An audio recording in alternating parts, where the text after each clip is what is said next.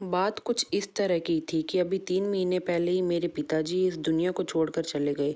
उसके बाद सभी रिश्तेदारों का आना-जाना शुरू हो गया।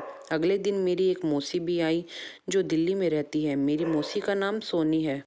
उनकी उम्र कोई 38 साल की होगी, लेकिन कोई भी उन्हें देखकर 25 साल से ज़्यादा नहीं कह सकता। उनका शरीर 36, 34, 36 का है और वो अपने आप को काफ़ी मेंटेन रखती हैं।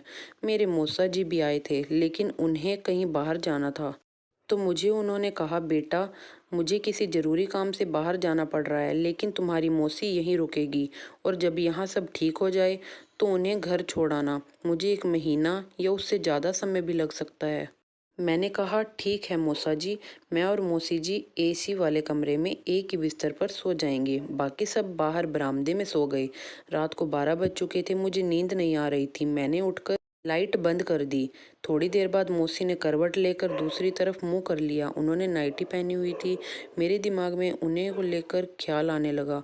उनके लिए यह सोचते ही मेरा वो खड़ा हो गया। मेरे दिल में एक डर भी था कि मौसी कहीं जाग ना जाए और सबको पता लग जाएगा। अब मैं कुछ देर तक चुपचाप लेटा रहा।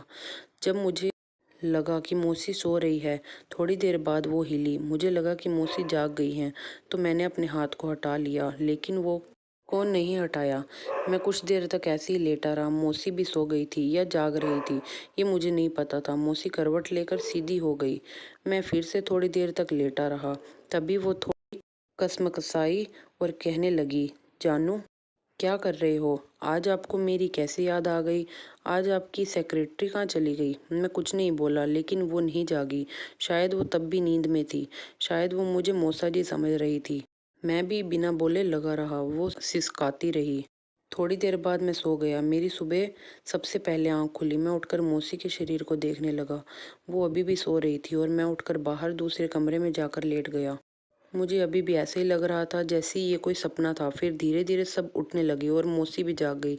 मौसी उठकर बाथरूम चली गई, लेकिन वहाँ से वो बहुत देर बाद निकली। उन्होंने कपड़े बदल लिए, सलवार सूट पहन लिया। जिस कमरे में मैं लेटा हुआ था वो वहाँ आई, लेकिन मुझे उन्होंने कुछ नहीं कहा। शायद मेरे पास किसी और के होने की वजह से उन्होंने कुछ नहीं कहा। मैंने उनको देख लिया था कि मौसी मुझे देख रही थी और वो हल्के से मेरी तरफ मुस्कुरा कर चली गई। दोस्तों, मेरी तो सच में फटी हुई थी, लेकिन जब उन्होंने कुछ नहीं कहा और वो चुपचाप वहाँ से चली गई तो मेरी जान में जान आई। फिर दोपहर तक सब नहाकर तैयार हो गए। दोपहर को मैं बाजार जाने लगा तो मौसी ने मुझे आवाज़ लगाई, राहुल, ज़रा रुक तो, कहाँ जा रहा है? मैंने कहा, मौसी, बाजार जा रहा हूँ। तो उन्होंने एक काम करना, एक पेट दर्द की गोली लेते आना, शायद रात को मेहनत ज़्यादा हो गई। मैंने कहा, कैसी मेहनत मौसी? उन्होंने कहा, तू सब जानता है, तेरे मौसा तो शाम को चले गए थे और तूने क्या किया? तभी कुछ औरतें आ गई और मौसी भी उनके साथ अंदर चली गई। मैंने बाजार से सामान और उनकी दवाइयाँ लाकर उनको दे दी। मैं भी अब समझ गया था कि मौसी पूरे मूड में है। पूरा दिन मेहमानों का आना जाना लगा रहा। शाम को सबने खाना खाया और मैं उसी कमरे में जाकर लेट गया। तभी मौसी मेरे पास आकर बोली, मेरा बिस्तर भी यहीं लगा लेना, मैं भी यहीं एसी में सोऊंगी। अभी 9 बजे थे। सभी औरतें, मेरी मामी, बुआ, सब मेरी माँ के पास बैठी थी। वे 1 घंटे तक बैठकर बातें करती रही। मेरी आंख लग गई। मौसी 10:30 पर कमरे में आ गई और आकर लाइट बंद करके लेट गई। मैंने चादर ओढ़ रखी थी। उन्होंने मेरे पास आकर मेरी चादर खींचकर खुद भी ओढ़ ली। मेरी आंख खुल गई, लेकिन मैं कुछ नहीं बोला।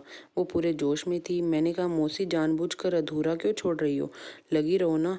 मैंने उनको पकड़कर अपनी ओर खींच लिया। मौसी मेरे पास आकर कहने लगी, कल तुमने मुझे वो की वासना को बढ़ा दिया। मुझे माफ़ कर देना।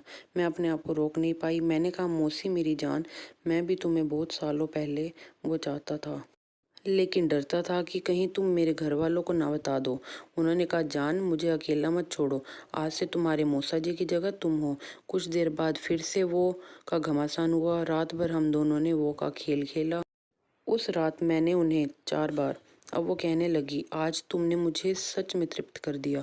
आज के बाद तुम ही मेरे पति हो। यहाँ से फ्री होने के बाद मैं तुम्हारे साथ नोएडा रहने के लिए आऊँगी।